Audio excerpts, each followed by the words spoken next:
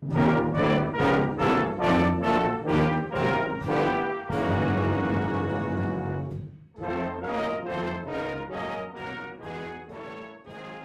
is on the Minas Basin, on the Parrsboro shore, which is the north side. If you went directly across Minas Basin, you'd be at Grand Pré, and the big cape that's just across the other side is Cape Blomidon, and between Cape Blomidon and the Partridge Island is what is called the Minas Passage. What we're creating here is a cultural and wellness center, not just for the town of Parrsboro, but for the entire region of southwestern end of Cumberland County, from Advocate Harbor on the western end to Bass River on the east end and north towards Amherst.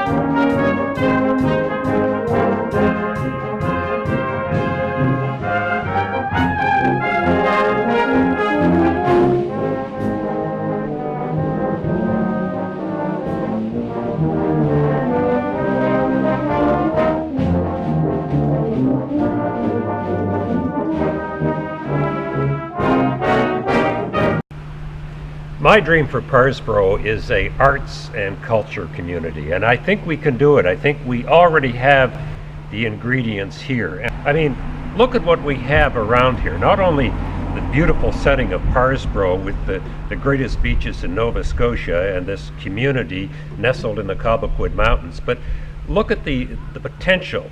We have the ship's company, we have the band, there's theater and music, we have an art gallery on Main Street open in the summer. Down the shore we have galleries and artists already at work. So the ingredients to make Parrsboro a real arts and culture community, they're already here. All we need to do is to fuse these things together. And really what that takes is leadership more than anything else. People laugh at me when I describe Parrsboro as the cultural capital of Nova Scotia. But you know, we could do it right here in this town. In Parrsboro, we rely very, very heavily on volunteers. And fortunately for Parrsboro, we have those volunteers. And they work very hard. They're very dedicated. I'm absolutely thrilled with the group, the Band Association, and all their volunteers. It's wonderful. I'll be talking to people in Halifax and they'll say, I'm on the website, the Save the Band Hall, and what a great organization that is. And of course we say, yes, they're doing the work. It's wonderful. In the case of Parrsboro, we're lucky because we have a great identity as a cultural center. We have a band that's been in the community well over 100 years, is the oldest continuously operating band in Canada, perhaps even North America. We have a good solid base of culture, and we're very proud of that through the band and through the other cultural organizations in our community, such as the Ship's Company Theatre. So this particular project is very important to us because it is almost a it becomes a focal point, I guess, for some of the interests that we have in the community for developing cultural activities, both for the residents here and for our visitors.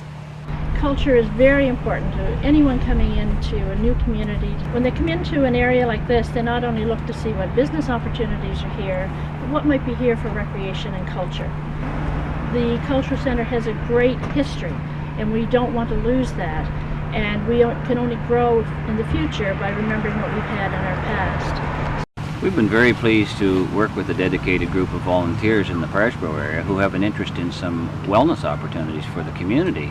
As it turns out, the school has an interest in some after-school programming, and this building, being right across the street from the school, could provide an excellent opportunity for us to do some sharing between the school and the community. One of the great things about this building is its place in this town and how much history it has, as well as the history that's contained within its structure and its envelope. And a lot of that's been hidden over the years as people try to save money on the operations of the building. And I think what we're able to do here is reveal that all again, along with renewable energy technology, so that it doesn't cost as much to run the building. And that's a beautiful combination of energy responsibility and historical preservation. We have got to save these buildings because they're punctuation marks in our lives. I find being involved in a number of different organizations and boards and what have you within the town here that we're all striving for that same direction to preserve the history of this area and the heritage. And I mean, heritage matters, and we should embrace it is really what it comes down to, and not just embrace it but cherish it. I'd be awfully sorry to see it ever go down, really, because it's a landmark and it serves its purpose, and it would still be a wonderful place. The band used to play in it too, and they had the graduation things there, and there's really a lot going on.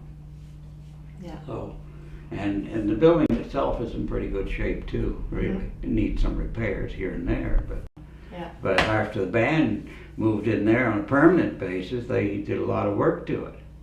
But need some fundraising. That's the most important thing in town. We should get some instead of it all going to Cape Breton.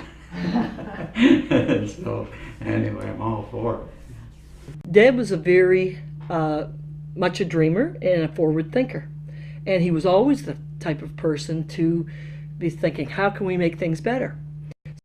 Dad would be thrilled to know that the hall was going to be transformed into a meeting place or a cultural community place, not only for Parrsboro, but for the whole Cumberland area.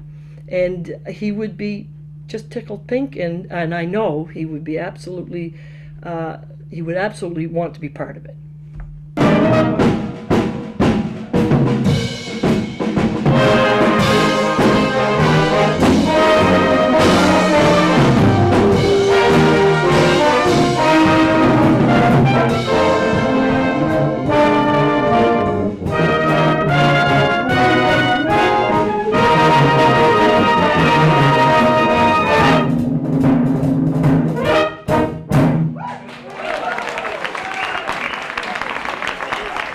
You might almost say that this experience this afternoon was the kind of thing that memories are made of.